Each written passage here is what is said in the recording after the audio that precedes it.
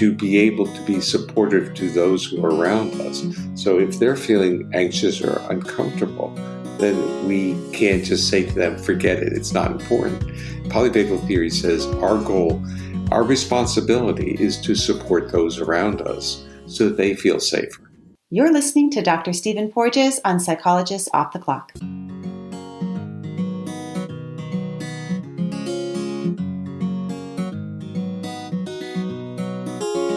We are 4 clinical psychologists here to bring you cutting-edge and science-based ideas from psychology to help you flourish in your relationships, work, and health. I'm Dr. Debbie Sorensen, practicing in Mile High, Denver, Colorado. I'm Dr. Diana Hill, practicing in Seaside, Santa Barbara, California. From coast to coast, I'm Dr. Yael Schoenbrunn, a Boston-based clinical psychologist and assistant professor at Brown University. And from sunny San Diego, I'm Dr. Jill Stoddard, director of the Center for Stress and Anxiety Management. We hope you take what you learn here to build a rich and meaningful life. Thank you for listening to Psychologists Off the Clock. We are all feeling stress and anxiety right now with the COVID-19 virus, resulting in school closures and work closures and just a lot of uncertainty about what will happen. And we're so fortunate to have on the show an expert on the physiology of our nervous system, how stress and trauma impacts our bodies, and the role of social connection in helping us feel safe. Debbie, it's so good to see you and hear your voice. We've been checking in quite a bit, and I'm wondering, how are you holding up during all this? I'm holding up. It's stressful. I definitely feel anxious, and I feel a lot of that uncertainty and just worried about what will happen. I think I'm on edge, where even little decisions I have to make feel like a really big deal, and every little thing that happens, I'm feeling the stress that a lot of folks are feeling right now. How about you? I can relate to being on the edge. We had to go downtown today to pick up some tile for a bathroom that we had to fix. And we're in the tile store. I have my hand sanitizer, and I look over and see my youngest child with his mouth on the counter, and I almost lost it. And that's sort of the kind of level I think that all of us are at right now, that not only are our threat systems maximized, which is what Dr. Porges is going to talk about, but we're kind of snappy towards each other, and we're also creating threat in each other when we're that way. That's right. And another thing that I think a lot of us are experiencing right now is just a little feeling of loss and grief, potentially people that we're worried about potentially losing who are at risk, but also around things getting canceled. You know, that vacation you've been planning for a long time and you decide not to go, or the sports or music performance you've been preparing for and it's canceled. It's very hard, I think, to give some of these things up right now. A lot of emotions that we're processing. And then the uncertainty of it all. Our mind wants to have a sense of, when is the end date? So then I can start my life again. And no one can really tell us that. And I think that's just like the breeding grounds for anxiety. I noticed I actually felt better once my kid's school was actually closed, because then I said, okay, 3 weeks, we're going to figure this out. But I think just the not knowing was just driving my mind a little bonkers. So sometimes that uncertainty is actually the hardest part. What Dr. Porges talks about today as well is the role of social distancing in all of this, because as mammals, our nervous system is really regulated by human connection. In his polyvagal theory, a lot of it's based on this vagus nerve, which is this 10th cranial nerve. It's the longest nerve in our body. It's fascinating. It goes from our head, moves through our heart, all the way down to our gut. And it's responsible for regulating our autonomic nervous system, helping us feel safety. And what happens is we have this lower part that connects to our gut. And that's the reason why maybe when we're stressed, we get stomach upset, or people that have gastrointestinal stress associated with anxiety. But the upper part moves through our heart and even into our face.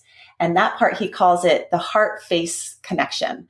The heart-face connection of the vagus nerve is all about helping us connect to each other emotionally, being able to cue into each other's eye movements, facial movements, and even the sound of our voice. So right now, when we're engaging in this social distancing, or even looking at somebody in the store and like, ooh, are you a risk to me? It's very threatening to us as a human species, because we're mammals and we want to gather together and feel safe in groups. And we can't do that right now. Oh, I'm so experiencing that. I just think I'm hyper vigilant on the lookout for any breach of germ transmission rules. And it really, you feel it physiologically. Mm-hmm. Yeah. Well, we came up with a few tips that we're trying to use ourselves that we thought might be helpful for our listeners. And to start with, it's important, I think, for people to be aware that a lot of therapists right now are offering online telemedicine sessions. So you can find a therapist you can talk to from your house if you're really experiencing a very high level of anxiety and think it would be helpful to talk to someone. Mm-hmm. Absolutely. I think the other tip that Debbie and I maybe haven't been following so much, and this is coming from not following it and deciding that we need to, is that we need to limit our cable news and social media. And what happens is we just multiple times per day, if you are going through and scrolling through that news feed and clicking on the COVID-19 bait, it's activating your threat system. Find a couple sources that you trust and check them a couple times a day as opposed to all day long. It's also important to think about, this isn't a fire that's coming at you really quickly that you need to have that news all the time. It's moving, it's moving within a day's time. So you'll get enough information by slowing down your check rate, and it will also help your probably your stress and anxiety levels. That's right. It's a fine line between staying informed and staying so overly informed that you're down a rabbit hole. And so you want to find some moderation. And also, I think technology can be quite useful here if you use it to stay connected with people. If you're at home quite a bit by yourself working from home right now, it's a good time to, FaceTime with grandma or whatever the case may be, to use technology to stay connected in a way that's safe. Absolutely.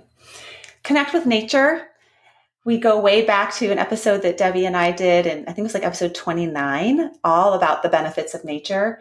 This is a great time if you're able to get out of the house, go out and find some open space and connect with this bigger thing of planet Earth. It really helps to feel a little bit more spaciousness, but also sort of let yourself regulate with the rhythms of the Earth. At the same time, if you can't get out or you choose not to, you can also bring nature in. Fun experiments to do with kids is if you've loaded up on beans, like most of us, there's no beans anywhere. If you got dry beans, you can try sprouting them. And that's sort of a fun process to do with kids, to grow little bean sprouts and turn them into plants. And that's bringing nature inside. Think about ways you can connect with growth. I went on a walk this morning with my family, and it was so nice to get out and get some fresh air and see other people walking around. And people weren't really in contact physically with each other, but it was just nice to be out and see people and breathe fresh air. Yeah. And move your body. We have a treat for you coming up next week with Kelly McGonigal. So take a little break from the COVID-19 podcast and turn to Kelly McGonigal on her book, The Joy of Movement, which is so fantastic. It talks about the power of movement on mental health. And it may be difficult for you to get your normal exercise routine or movement routine right now in. Maybe you're not going to your class, but it's an opportunity to try a new program. So try out some high intensity interval training with the 7-minute workout, or go to an online yoga class, or even just play inside with your kids, play some hide and seek. And don't forget to move. It's really important in terms of your mental wellness. Yes. It's also a good time to just reconnect with your values. To me, it's been such a perspective shift. I've been stressing out about a number of things the last few months, and all of a sudden they seem less important. And I think this is a time when we can turn toward what's most important to us. In fact, I think you can use your anxiety, if you're feeling it, to point out what's really important to you right now. That motto from Steve Hayes, we hurt where we care. I think just this is a time to reflect on that and to really notice what matters. Yeah. It also really reminds me of a couple of years ago when we had the fires and the debris flow in Santa Barbara, and basically the town shut down. We had to cancel everything. All the holiday things got canceled. And we drove away in our car with our little box of goods from our house, not knowing what we were going to return to. And I just remember this feeling of all that really mattered was in this small space together. It was a really important time for our family, and a really grounding time just to not do all the doing that we've been caught up in. And that's maybe an opportunity for us to reevaluate a little bit how we want to return when we slowly do return. Maybe there's some things you want to change up.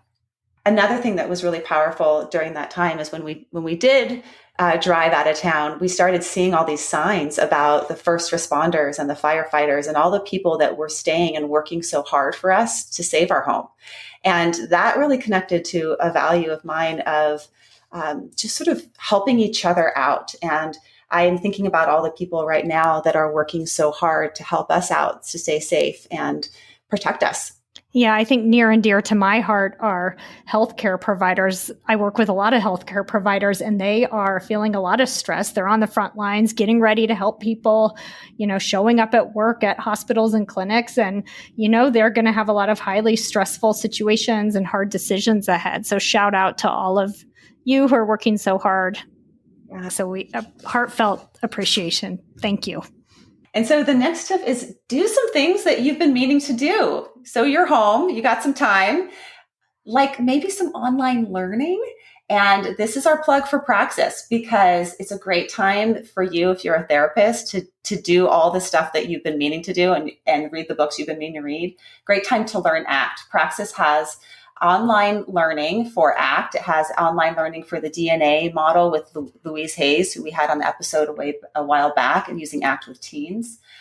You can also learn more about MBSR for teens with a learning that's coming up soon. And you can access all of it from their website at praxiscet.net. You can also get it through our website. We can connect you there. And if you're interested in a boot camp in the future, there's a discount code through our website if you want to sign up for that. So if you're a therapist, you want to deepen your study in the most cutting edge approaches to mental health, check out Praxis, and it's a great time to do it. Great. Another tip, practice what Diana termed prosocial distancing. So we're all doing this for a reason. And what you can do is connect to the bigger value behind why we're doing social distancing. There really is a prosocial reason we're doing this, which is focusing on helping others and connecting to a bigger whole. We're coming together as humanity here. And you can also find smaller ways to be of pro-social service. So you can find a neighbor that might need some groceries delivered. You can call a friend who you haven't talked to in a while. And doing this social connection has the benefit, as you'll learn today, of activating your vagus nerve and through connection.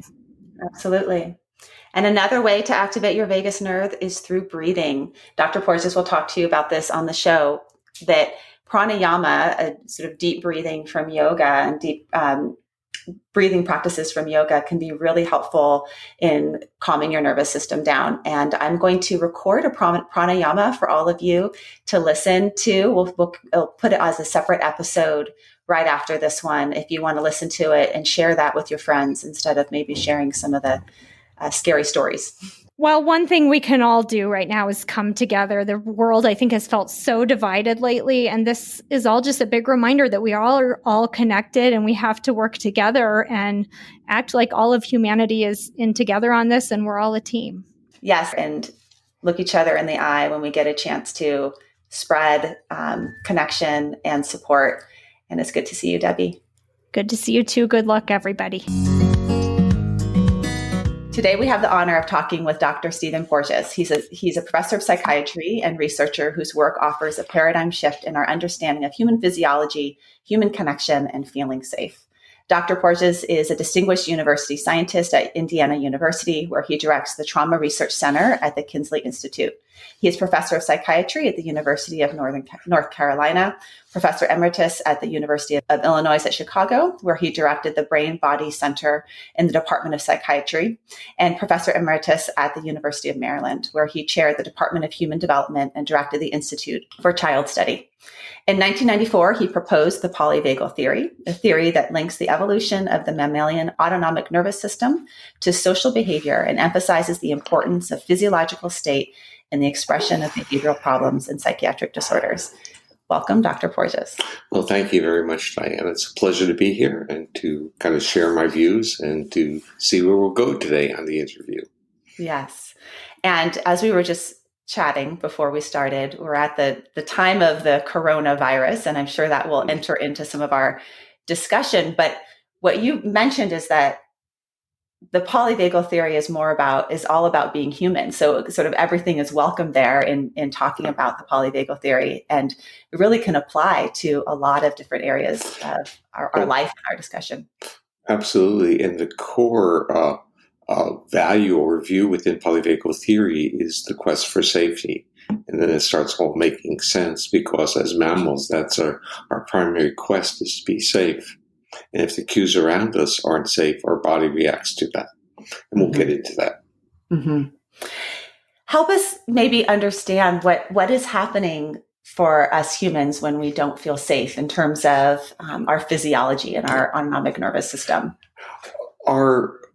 We need to think not in terms of an autonomic nervous system and a central nervous system, but as an integrated nervous system, that when our brain starts processing cues of danger, it shifts our physiological state. So our body moves from being an accessible and welcoming and socially connected organism that feels comfortable in the arms of others to a vulnerable nervous system that recruits different neural structures to mobilize, to fight or flee.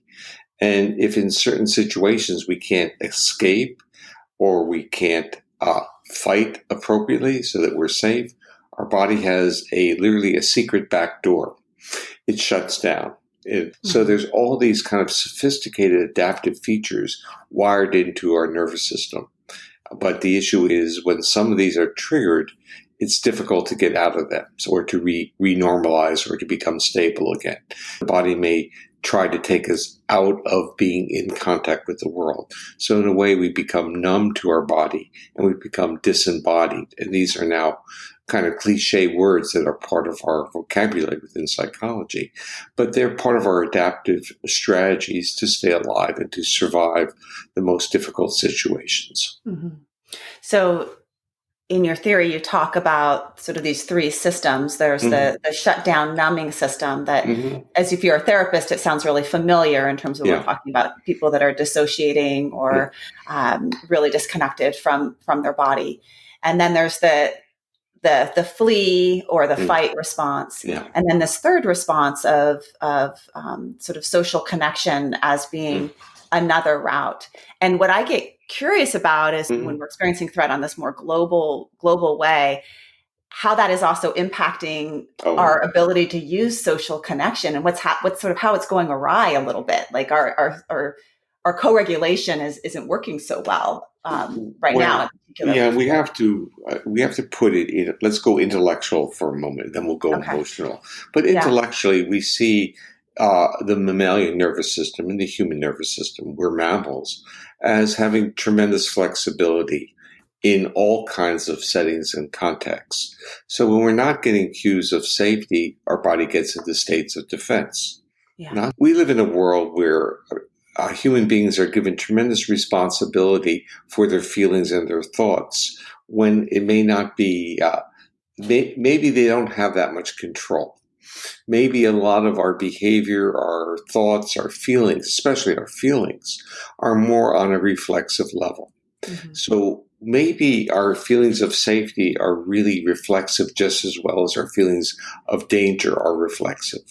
So if that's the case, then therapies need to have a different insight or a different portal into regulating those underlying states that would promote feelings of safety. So let me kind of unpack this again. So I came up with this term called neuroception, and it's really our nervous system's identification or evaluation of risk in the environment, from safety to danger to potential life threat. It's not a conscious awareness, it's our body's reaction. Our body reacts, and then being, as I say, having big brains and being creative individuals, we develop narratives now. These are called personal stories, but they're narratives, and we try to functionally justify our feelings. Mm-hmm. So if we have feelings that are not feelings of safety, and I'm looking at you and you're in my room, I'm really mad at you. You created it. And this is the danger of what's going on now with the COVID-19, that we're being impacted on so much fear-related information that we're going to misread the cues of those who are close to us. Those that are coming towards us to be supportive of us, we'll misread them as intruding, and we'll get reactive to them, and they'll get reactive to us. And there's a second part of this as we are dealing with infectious disease, which the model is separation in space, is the way that we're going to treat it. Right. What are we really saying? We're creating another disease. I'm not going to go into the parity of disease, because we have to be physically healthy before we can even be mentally engaging. So I'm not saying this separation is bad. I'm saying there's a consequence, and we need to be aware of it. And the consequence is that we're not getting enough social interaction face-to-face where we read the cues of others. Now, Zoom and Skype might be okay, but they're certainly not the same as being sitting across from someone and you listening to their voice and you see their head changing, posture to facial expressions changing, and you place your hand out and say, would you like, or you just touch them and they now feel back in contact. Or you may see friends and you say, would you like a hug? And they'll say, oh, now I need one. And that those opportunities aren't going to be there for a while because we are now being confronted with actually something that is very dangerous. And we need to evaluate the danger for what it is. It is a life threat, but our bodies can't react like a life threat because we'll just immobilize. We'll give up. We'll become hopeless. And that's not good for anyone. It's certainly not good for the species, but it's not good for us personally. So there's this trade-off between the ability to separate, to contain infectious disease, and the minimization of the necessity of social interaction. Mm-hmm. Can you talk more about this social engagement system and how it relates to your theory? In particular, I think it would be helpful for people to understand the vagus nerve and what you're alluding to in terms of the importance of facial expression and hearing voices, people's voices. We were given, in our evolutionary history, we were given this wonderful new vagal circuit. And that vagal circuit calms down. It turns off the sympathetic and adrenal reactions. It makes us feel safe. And that vagal circuit is regulated in a part of the brainstem that also regulates the muscles of the face and head. So our autonomic regulation moved to our facial expression, our ability to listen, and the intonation of our voice. So that became a social engagement system. But if we go back to the history of it, evolutionary history, it was how the mammals communicate their physiological state to other mammals, to in a sense, communicate to them that they were safe to come close to. So mammals, to survive, had to co-regulate, had to connect, and had to cooperate. And that was all being done through cueing and often through vocalizations, long before there was ever any language. But as therapists know, the intonation of their client's voice tells them an awful lot. And the way they speak to their clients have major impact on their clients. So our nervous system has a portal to pick up cues of safety through intonation of voice. And we see this with a mother with her baby. And we also see, I often say, mothers do great with babies, fathers do better with dogs or their pets. And it's because the father will use a pet-oriented Mother Ease type voice with the dog, but won't with the child. So, and the dog, we talk to our dogs like we would talk to an infant. Yeah. That's because the melodic voice for all mammals, or say most mammals, within the frequency band that they use for social communication, that modulation in there is a cue to the nervous system to be safe, that they're safe. Now, when we bring this back to COVID-19, where we're going, because we can turn the news on and we're not hearing voices that make us feel safe. Right. Or we're not hearing voices at all. Yeah. I think for many people, they're not turning on the news. They're just scrolling through their phone. And what happens is that we put the tone on ourselves. Many times when I'm in session, I'll have clients bring in their texts, like on their phone, and they'll read a text like, my sister said this. Uh-huh. And when they read the text, they'll read it with a tone of voice, like that their sister is really mad at them. Yeah. And I'm like, where'd that tone of voice come from? Because there was no tone of voice, right. But we create an interpretation of a tone of voice when it's not there. And I think that's also part of this very interesting world that we live in, is that there's a tremendous amount of information that's being shared without tone of voice and without facial expression.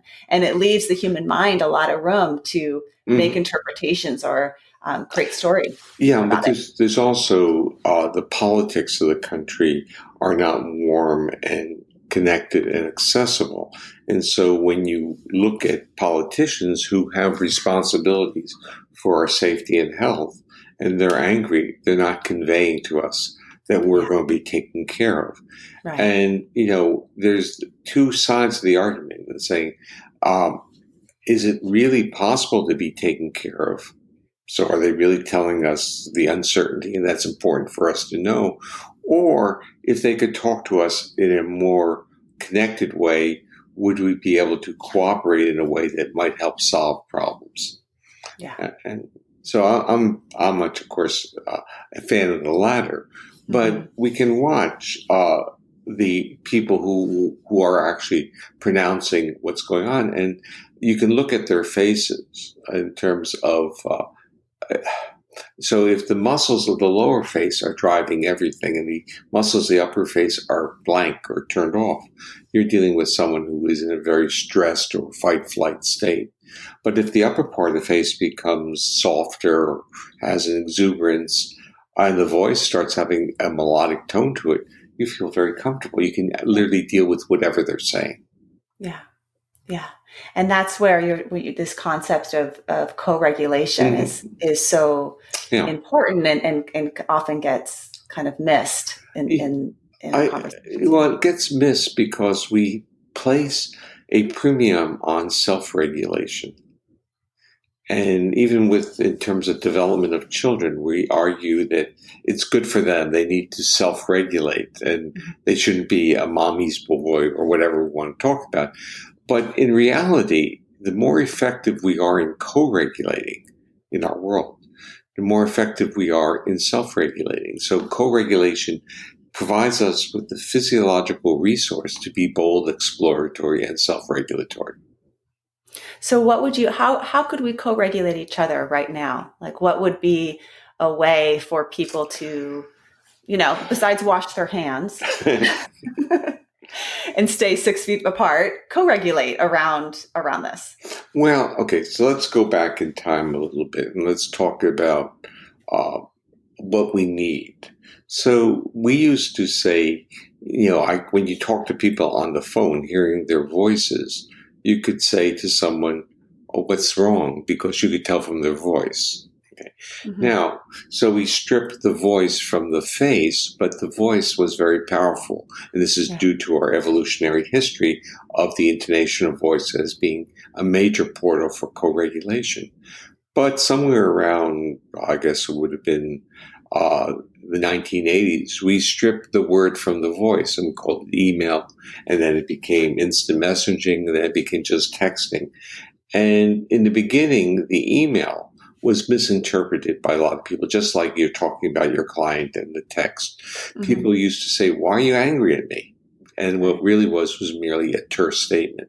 So we collectively learned to use salutations at the ends of our terse message, like best or warmly, or hugs, or put a heart down, how people are doing that. But it's really to make people realize that you're not angry at them. Because without an intonation in the voice, you're clueless about the true meaning of the message. And so you're asking, how can we help? We can talk on the phone. We can Skype. These are better than total isolation. And, we can co-regulate in that way. But we have become, let's say, a culture that is quite tightly wrapped. We're an anxious culture. We mobilize a lot. And we're being bombarded with lots of cues of danger and fear and life threat. And our nervous system doesn't like that. Our nervous system wants to know that there is some space in which we are safe and where we can feel comfortable in the arms of another. And this now becomes the paradoxical situation when we're very concerned about contamination. Are we ever going to be safe in the short term of giving someone a warm hug or embrace? How are our relationships? If we go out of the house, because we're all afraid now that contamination can occur on clothing and other things, are we willing to hug those that are closest to us? Yeah. And one just hopes that this moves through relatively quickly and it gets contained. But it becomes, diseases are not, well, we have to be prepared, and we have to be prepared for what this chronic disengagement will be doing to people. Mm-hmm. Mm-hmm. And that there's an opportunity, I think, maybe also for some paradigm shifts to look at ways in which we've already been disengaged and how we could re-engage in smaller groups or smaller communities, or with the people that, I've been in much more contact with my parents and saying, hey, can I pick you up some groceries? I don't want you to go. That was just at Trader Joe's. You're going to Costco. I don't want you to go to Trader Joe's. I'll go there and I'll get you some stuff. And actually that's co-regulating too, because I think the action of helping or activating the compassion system is very much part of this as well, as when we can see ourselves as helping others or doing this in the service of a greater whole. It's a shift from the sort of egocentric, I'm doing this so that I don't get sick. Rather, let's all work together to have this pass, in a way that our healthcare system can handle it. And the interesting part, and this is my bias perspective, is when we feel safe, we are a engaging, compassionate, connected species. This is who we really are. That it's only with wrappers of defense, which are really almost forced on us by news, by religions, by politicians, that we lose the core of who we are. Yeah. The other, so it's finding that core if it's in a place when we feel threat, like how you can step into that. Or I would even say allowing that core to emerge rather than even finding it. So it's like, if we're not defensive, who are we? And it's the issue of accessibility. And we're, there are decades, I would say even transgenerational transitions in which accessibility is really, people are told to be very cautious about accessibility to others.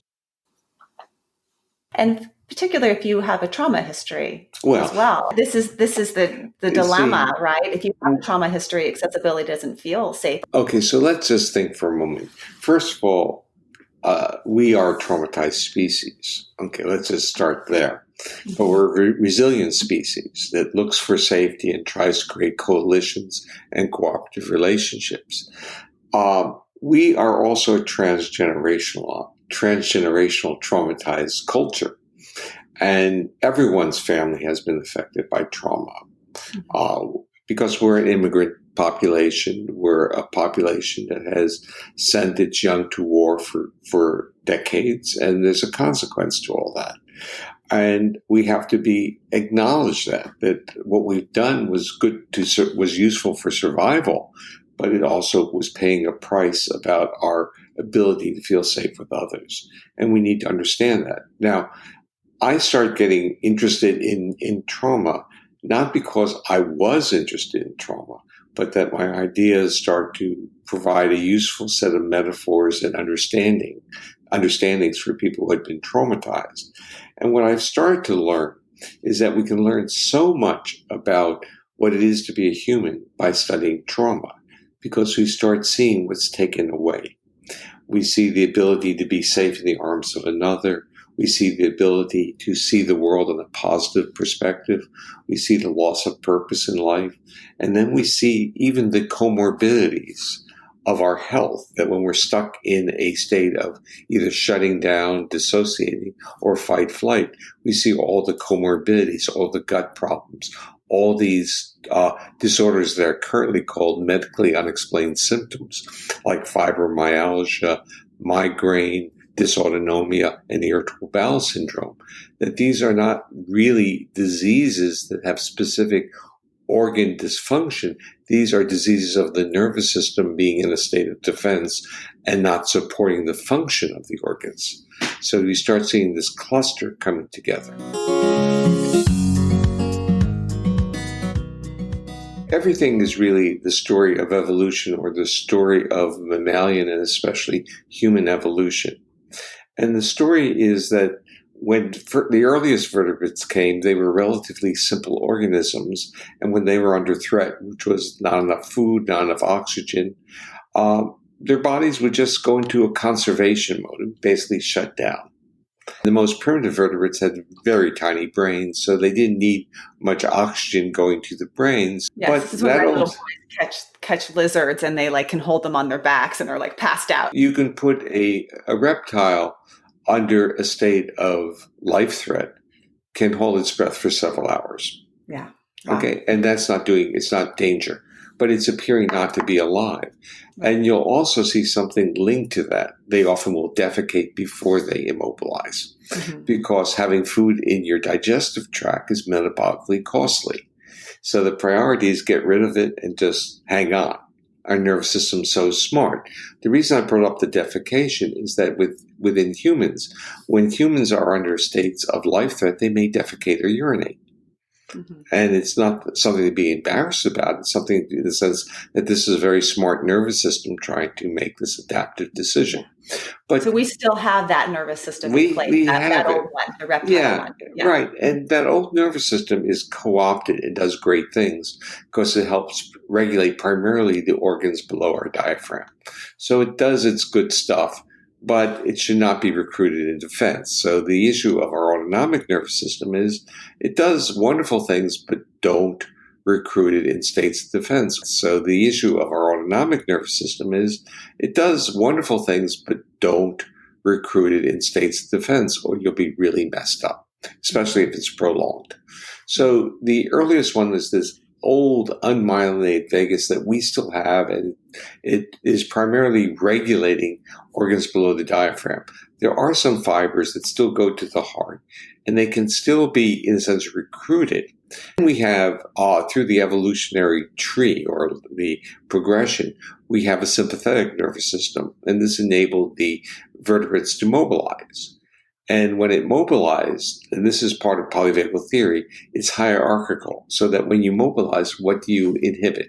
You inhibit your digestion. And in a sense, I always like to say your mother knew that when you wanted to go out to swim.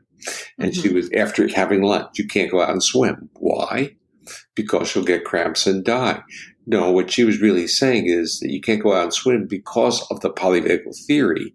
Moving or mobilizing will inhibit digestion. And with lots of food in there, it's just going to give a bad reaction and you're going to get cramps. So there's wisdom in some of these folk myths. So the polyvagal theory said the second stage was mobilization. Now, in the world of therapy, this becomes really interesting because as we become more and more trauma-informed, we realize that those who have experienced the most let's say the worst traumas, they have immobilized, and they have immobilized with numbness and shutting down, loss of feeling their body, a disembodiment. And those people don't ever want to go back to immobilization. So the notion of giving them a hug, their body will pull back. And they're the ones who often will do high-risk behaviors and other addictive behaviors like drugs, so their body doesn't calm down, because calming down to them is vulnerability. So where stillness is, for many people who are more typically regulated, stillness is that moment where anxiety disappears, time expands, and you have your moment of creativity and spirituality. If you carry a severe trauma history, stillness is really the worst place. You don't want to be there. Now, so what we have seen is that we have two defense systems that are hierarchically organized. And if we have used this shutting down one, our body says, don't go back there, use mobilization. We can see this in many clients. They will be tightly wrapped, muscular. They'll talk very rapidly. They'll be very tense. And time is everything. They have to keep moving. Time will not slow up for them. Yeah. And as you to talk about one way of helping us sort of get our nervous system more into the social engagement realm is through co-regulation. But there's other ways too that people are talking a lot about based on your theory in terms of how to stimulate the vagal response and the vagus nerve. And I'm wondering if you could speak a little bit to those, because that's actually how I found my way to you. I did a lot of chanting in my early on as a yoga teacher in my yoga practice. And I always found that incredibly healing for me. And then I was working in the eating disorder treatment center, and there was a physician there that said, well, you know that chanting activates, singing like that activates your vagus nerve. And then he also said, and so does throwing up. Well, it's a different vagus. You see, if he were polyvagal informed, he would know the difference, because throwing up is the old unmyelinated vagus pathway that we share with all vertebrates, and throwing up is part of that life threat defensive system. And it's all hierarchical. So cues of safety coming through the new myelinated vagus turn off the gut's defensive nausea. So the issue is there are certain portals that we have due to our own evolutionary history. And one is through breath, which is why yoga becomes a real interesting way of treating autonomic state issues. Because when we inhale, we turn off that social engagement vagal circuit, that positive one that calms us down. And of course, when we inhale, if we hyperventilate, we become highly mobilized. But when we exhale, or exhale slowly, those vagal efferent or vagal effects on our heart calm us down. And so part of chanting is its expiration, so is singing. But with chanting, you're also stimulating the nerves and muscles of the face. And those vibratory stimulation is also affecting a whole family of nerves that in the brainstem are linked to that vagal regulation of our heart. So when we smile and when we talk with a prosodic voice, or even when we listen to someone with a prosodic voice, our face softens, we become more exuberant, more positive, and we're calmer. Yeah. You mentioned Peter and the Wolf in one of your writings. I don't remember where it was. And that was my favorite story to play when I had young kids in the car, because I think it regulated me. The sound of the prosody of the music and the sound of the voice, and I would do a lot of singing in the car when kids were screaming and they're like little babies are crying, and because sometimes it worked with the kids, sometimes it didn't, but it was to help regulate me. And so it's very interesting to see the science behind. There is such science behind all these ancient wisdoms that, moms have known forever, lullabies. But I feel and I believe is that there's always been smart people. And in certain ancient rituals, they embedded a deep understanding of the neuroregulation of our body. It just didn't have our language. So when you go into yoga, and especially pranayama yoga, you're dealing with yoga of the social engagement system, the muscles of the face. The other part I wanted to bring up had to deal with the whole circuit of ingestion, suck, swallow, and breathing. And this is really the same neural circuit of the social engagement system. So we often ingest food to calm ourselves down, not to digest. But as babies learned, ingesting food is very efficient in calming you down when you're young. But as you get older, meaning like a year old, social behavior becomes more potent. So food won't calm you. You need the mother's engagement to calm you, the attention. So it's telling us a lot about what our nervous system needs. So in our dialogue, what we're really saying, our nervous system needs this social interaction. It needs it through vocalizations. It needs it through gestures and proximity. We need to be with others. And we also know that if people who have trauma histories, they would like to be with others, but put them in proximity of others, what happens? Their body says, don't want to go there again. And when they start to create relationships, what happens?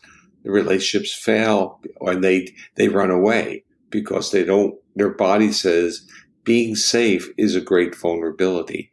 Violation of trust is where you get hurt. And it's not a cognitive decision. The cognitive decision is I want to have relationships. I want to be happy with someone. The biological evaluation is that this is dangerous. And so we need to develop therapeutic models that talk to the nervous system and don't merely just talk to our higher brain structures, because as we talk to them, they don't have all the toolkits to regulate that. That's why yoga and breath and respiration practices and singing and dance movement become all the strategies that the smart brain can implement to talk to the body.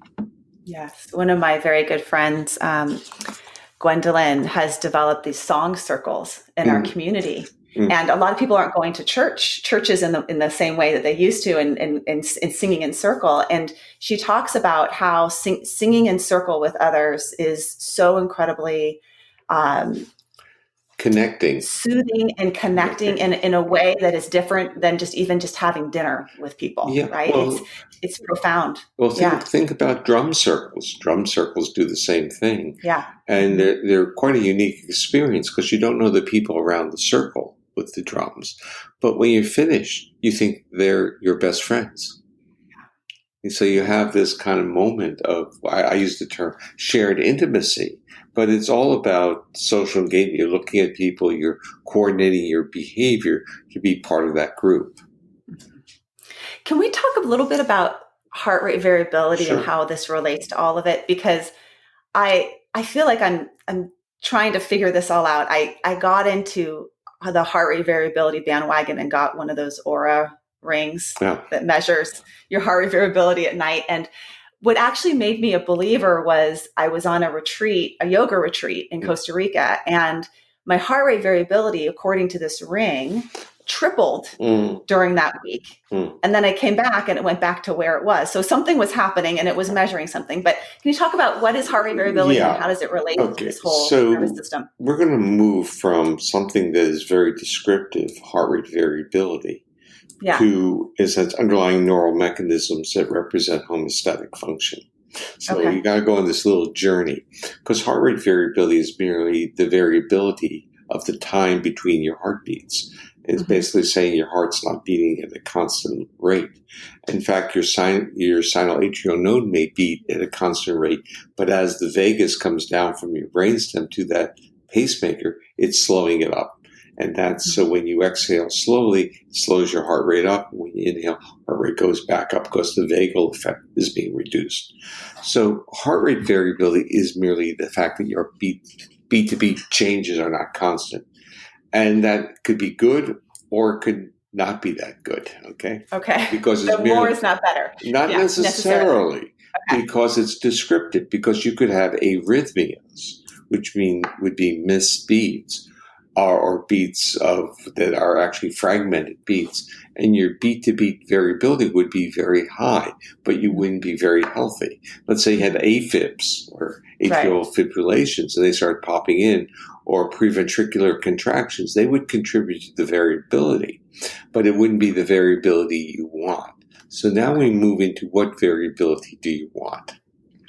Now, the interesting part is that the respiratory influence on heart rate produces a variability known as respiratory sinus arrhythmia.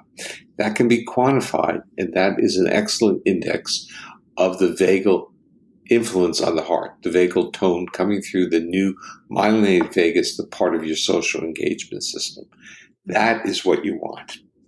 More of, because that is... You want more of it. Yes. People think heart rate and they think they want low, but with that type of variability, it's an indicator of vagal tone. Of that type of vagal tone, and that is really the vagal tone that gives you resilience, and I'll explain a little bit why. Functionally, it's saying that you have more of a brake on your heart rate. So you have a lower base level heart rate, but it means that if you have to get up and go up a flight of steps, you just take the brake off. And you don't need to stimulate the sympathetic nervous system. Because when the sympathetic nervous system gets stimulated, your ability to regulate it isn't as tightly controlled as through the vagus. So it's like people who you may have as clients. They may be apparently calm, and then they get triggered and they go into rage, which meant that their vagal inhibition was extraordinarily weak, and they couldn't, in a sense, regulate that. And so when their system got mobilized, there was nothing to keep it contained. So the bottom line on what you're saying is, heart rate variability is important, but you need to know what component of heart rate variability is changing. And when we're working with things like biofeedback or breathing, that's what they're trying to work on, is this heart rate variability. Right. In fact, a lot of biofeedback is actually respiratory signs arrhythmia, or what they call heart rate variability biofeedback. It's it's usually related to increasing the amount of heart rate variance associated with breathing. And it's related to the part of the vagal nerve, that the myelinated part that can put the brake on things. And, and this part that's linked to the neuroregulation of the face and head. So when your vagal tone gets greater, you become more prosodic, you become more welcoming, more resilient. Okay. Helpful. You were one of the early researchers in this area. I hate to tell you how early, but it was in the 1960s, yes. And when I, quote, discovered these phenomena, I got a lot of pushback from my colleagues, because one who had been a relatively famous scientist said to me that the reason you have heart rate variability in your data is that you're a crappy scientist. The words weren't quite like that, but basically it was the assumption that the heart was always beating at a constant level and only changed as a function of context or stimuli. It was this very strict stimulus response model. When I started my work, I was bringing into the dialogue something that I called the stimulus organismic state response, and that organismic state was the intervening variable that determined whether a stimulus produced one type of response or another. And that organismic variable was always heart rate variability or vagal regulation of the heart. So, and now with polyvagal theory, it becomes the whole state of the autonomic nervous system really is your window into that intervening variable. And where do you see polyvagal theory influencing, whether it's the education system, whether it's, you talked a bit about therapy, but it seems that there's a lot of domains that are now using polyvagal theory. Well, put it this way, at this stage of my life or career, whatever you want to call it, it's really interesting, because polyvagal theory is a theory of enabling others to develop their creative ideas. And they're in areas like education now, talking about polyvagal informed schools. They're into creating addiction treatment models. People are interested in the judicial system and polyvagal theory, because people are brought in front of the court and their physiology is just falling apart. They can't represent themselves well. So you start seeing that it becomes a way of understanding how to retune a nervous system to make it more adaptable in different settings, more resilient, or what I like to say in education, create the conditions in which that child will be able to learn efficiently and effectively. And the other one is even surgery, that if our body is in a state of defense, how do we respond to the surgical arena? We're in a state of panic. And so even if they provide drugs, our body knows that this was not where we should be. But if we're welcoming, even to surgery, the trajectory of healing becomes easier. So and now in the arena of contagious disease, polyvagal theory can show up and give us some ideas. Yeah, but here's the double edge to that. So since polyvagal theory also is related to immune function. Yeah. Okay, so this notion of toxic stress and impact on our immune function, polyvagal theory says the body is smart. We need to, in a sense, allow our body to do its healing or support our homeostatic functions. However, we can't just go through the world with wishful thinking, is what I'm saying, that there's going to be certain toxicities in different environments that we have to be aware of. So I walk around saying, stay calm. But when someone is not calm, telling them to be calm is the worst thing. Right. So basically that's why we're going to Costco in a few minutes. My view is I'll sit on the porch and have a cup of coffee, but no, we're going to go to Costco, and that's okay. But we learn to be able to be supportive to those who are around us. So if they're feeling anxious or uncomfortable, then we can't just say to them, forget it, it's not important. That is, polyvagal theory says our goal our responsibility is to support those around us so that they feel safer. Right. And that's what, actually what made a big shift for me in terms of my nervous system around anxiety with all of this was when my colleague and co-host Debbie, she just sent me this text yesterday. For whatever reason, it shifted me. She said, anxiety is a functional emotion that it's going to motivate people to do the right thing. Well, and when she said it that way, it just helped me sort of understand, it's helpful to have a little bit of anxiety if it motivates us to do the right thing, which is to help take care of others. And it shifted my whole perspective towards more of a prosocial one. Mm-hmm. Yeah, as long as you don't lose the prosocial part, because anxiety and this. So this is like the difference between playing and aggression. So if you play with people or team sports, you're mobilized. You're using what are the same structures as fight, flight, but you're also using social engagement to contain it. Right. So you don't hurt someone. If you hurt someone while playing, what do? You look at that person and you say, are you okay? You support. And this is part of what we have to do when we get kind of mobilized, realizing that we are sending cues to others that may not be supportive. Mm-hmm.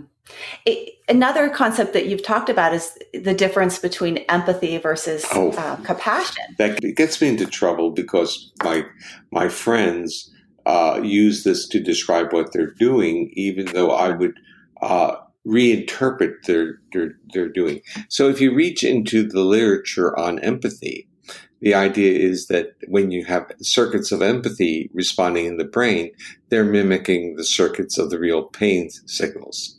So it becomes you're feeling the other person's pain. But when you work with trauma survivors, one thing you learn very quickly is they don't want their story, their pain to hurt you.